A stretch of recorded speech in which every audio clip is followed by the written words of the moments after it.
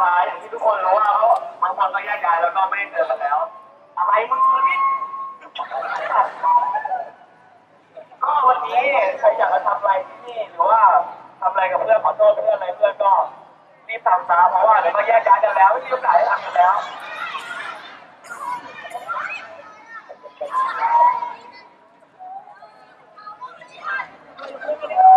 อยากร้องเพลงไหม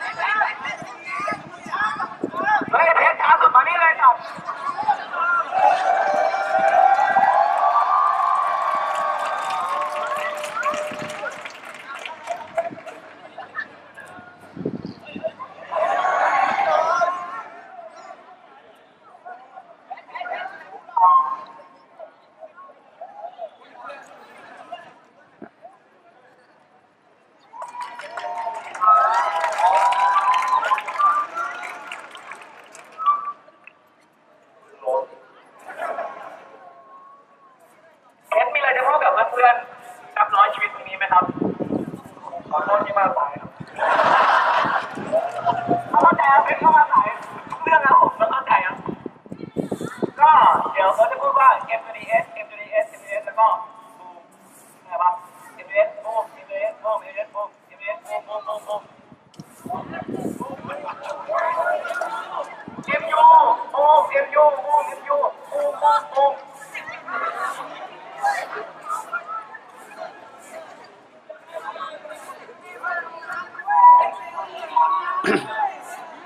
อันนี้ว่าเดี๋ยวเขาจะพูดว่าเรื่องอะไรทุกคนบอกศูนย์หนึ่ง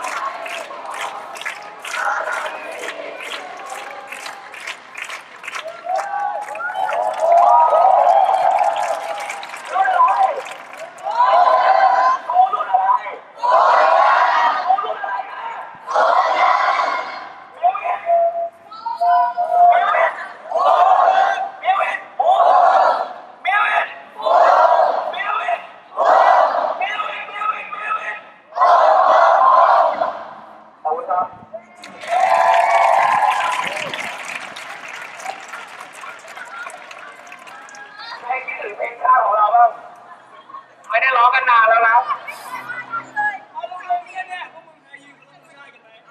สุดดีครับสุดดี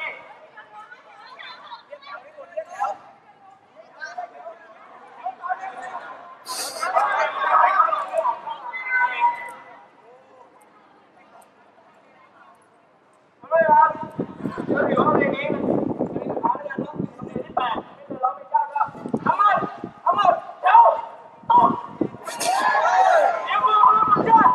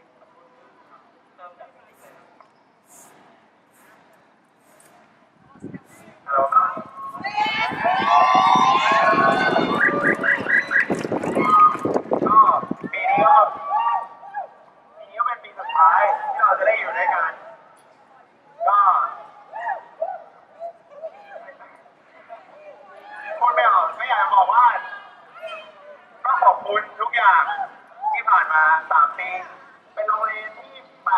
กที่เนี่ยแต่สนุกมากเหมือนกับก็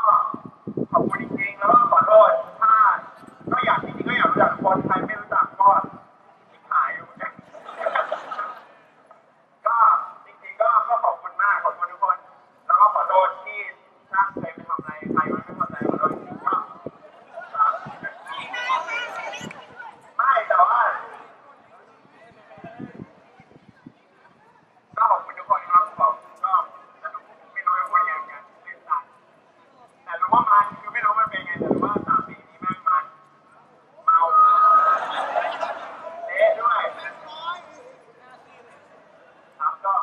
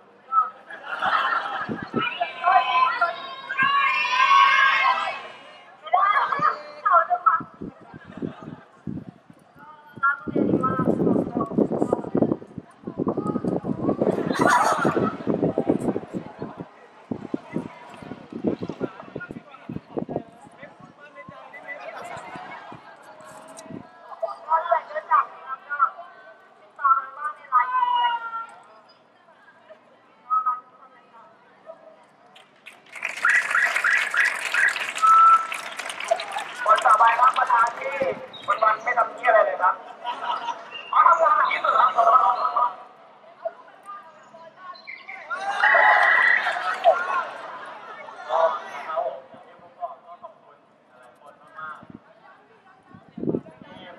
ผ่านหน้าบ้านกูแล้วก็ด่ากูทุกวัน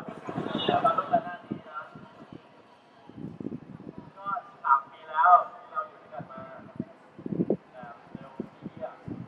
วันนี้แม่งก็จบแล้วรู้ว่าทุกคนมีอะไรที่แบบยังไม่ได้พูดที่อยากจะพูดวันนี้ก็พูดซะ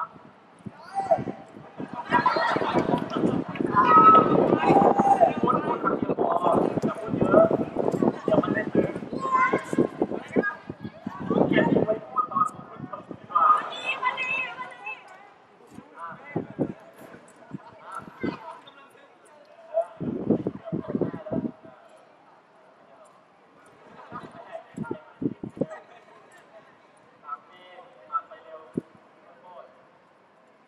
ก็ขอบคุณจริงๆทุกคนที่มาเรียนนี้และรู้จักกันใครที่ยังไม่รู้จักก็อาจจะโชคดี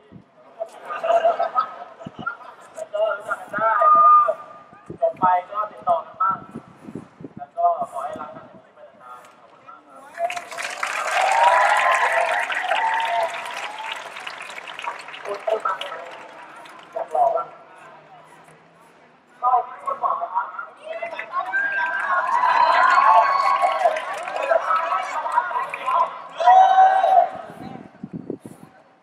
ก็เราไม่อยู่ด้วยกันมา3 ปีบางคนก็10 ปีกับซัมเมอร์เรารู้กันอยู่ได้รู้กันหมดแล้วโอ้โหเฮ้ยเดี๋ยวมันไม่เป็นเรื่องก็สำหรับบางคนที่ไม่เคยทักเลยก็รู้จักชื่อนะแต่ไม่รู้จะคุยอะไรก็ขอโทษด้วยแล้วก็3-4 ปีผ่านไปไวมากเร็วมากๆไม่นึกว่าแบบยังเป็นเด็กใหม่อยู่เลยแบบเข้ามาเรียนอะไรอย่างเงี้ยถามว่ารักไหมวันนี้รักนะรักมากๆเป็นเพื่อนที่แบบไม่เคยเจอมาก่อนดีเพื่อนทุกคนดีหมดเลยทั้งนิสัยและหน้าตา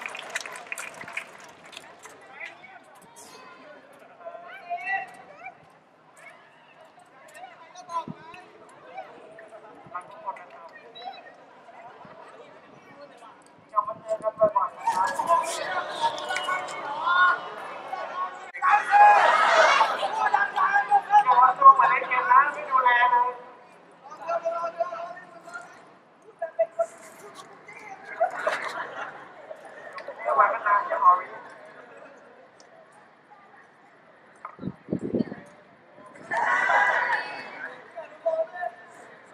ก็ทำให้เยอะกลับมาเจอกันบ่อยๆเรื่อง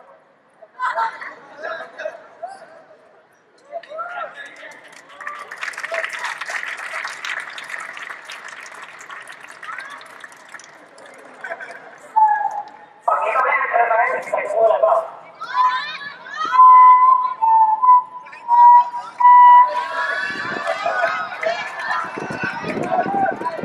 อาจารย์ขอแล้วนะเป็นไรเปล่าเป็นไรเปล่าพูดอะไรกันหน่อยเปล่า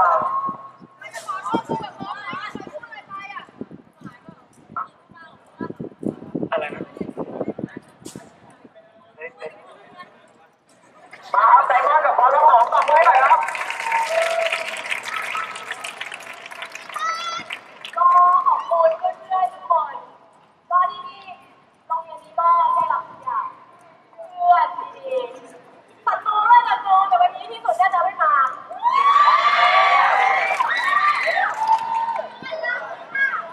ไม่ใช่ศัตรู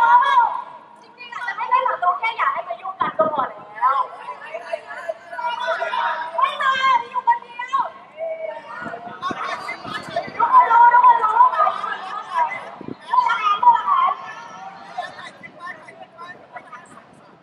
ก็ขอบคุณเพื่อนๆทุกคนมากๆก็โรงเรียนจะไม่มีความสุขหรือไม่อยากมาโรงเรียนเท่านี้ถ้าไม่มีทุกคน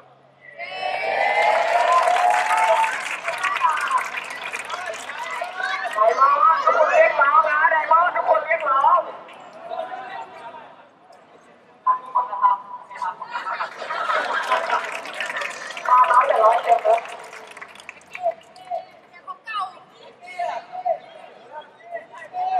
อ๋อเออเนี่ย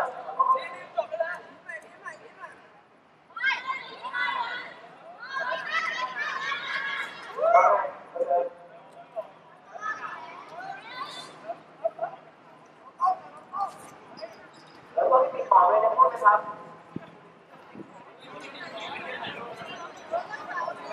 อย่างนี้ขอแม่ขายด้วยนมและสัตว์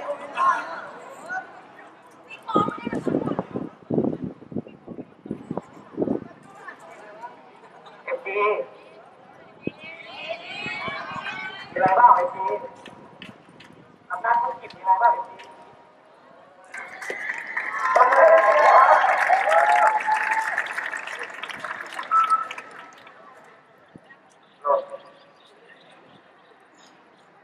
ตอนนี้เลยครับ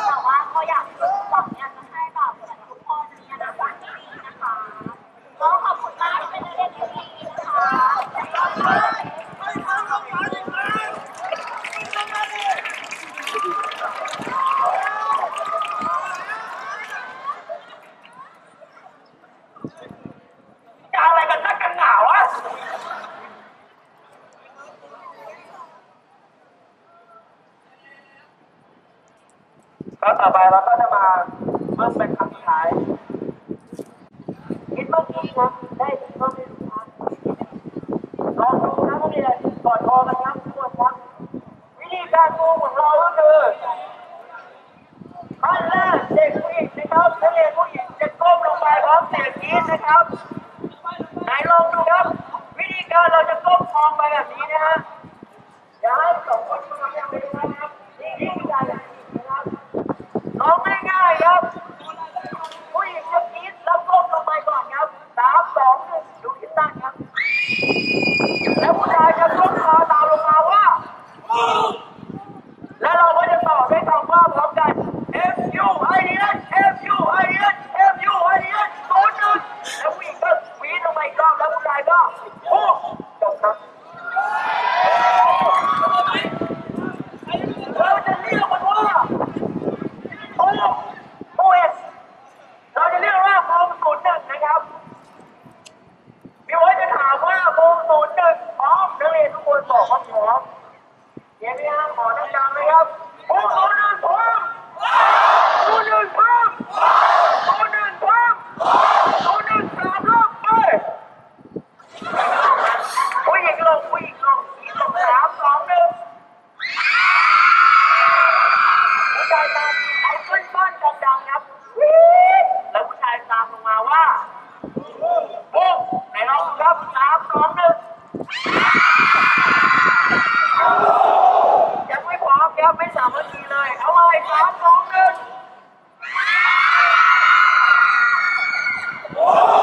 เกือบที่ให้กรี๊ดทั้งวันเลยแล้ววันนี้ไม่พร้อมนะ3 2 1ไปพร้อมกันไม่ได้ดังไม่ได้ไม่เลิกอีกรอบครับอ๋อดูเอาผู้หญิงอีกรอบไปฮัลโหลฮัลโหลเนี่ยอ๋อโอเค thank you แล้วก็วันนี้ยังไม่เสร็จเห็นใช่ปะเป็นอันจบครับใช่มีคนเดียวเข้าใจไหมฮะครับโอเค thank you 01พร้อม01พร้อมได้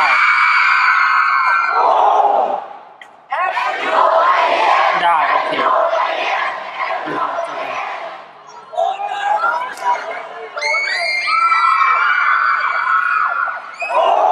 เกือบดีครับเอาไปฝึกต่อกันเองนะปล่อยรอบกันได้ปะปล่อยรอบกันได้ปะ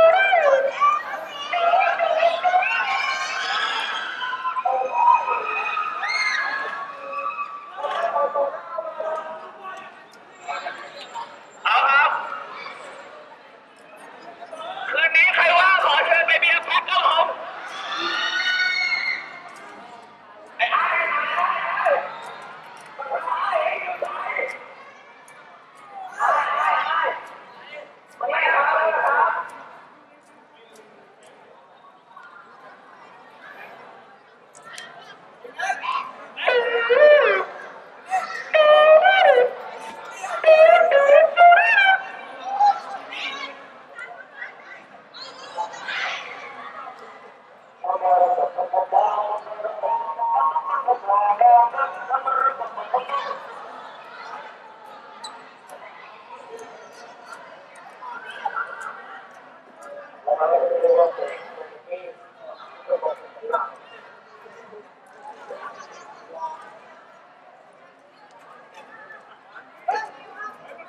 าผมรู้ว่าคุณพี่ทุกคนบอกผมนับเป็นข่าวคุณพี่คุณพี่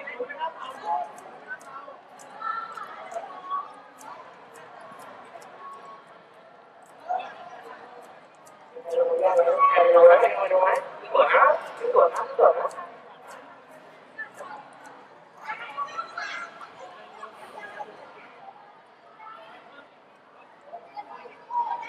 เอาเดินต่อตั้ง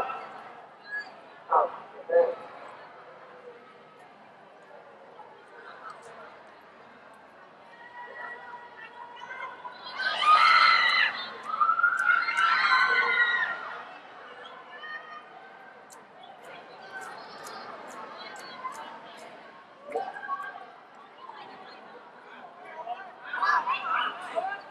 ต่อตั้ง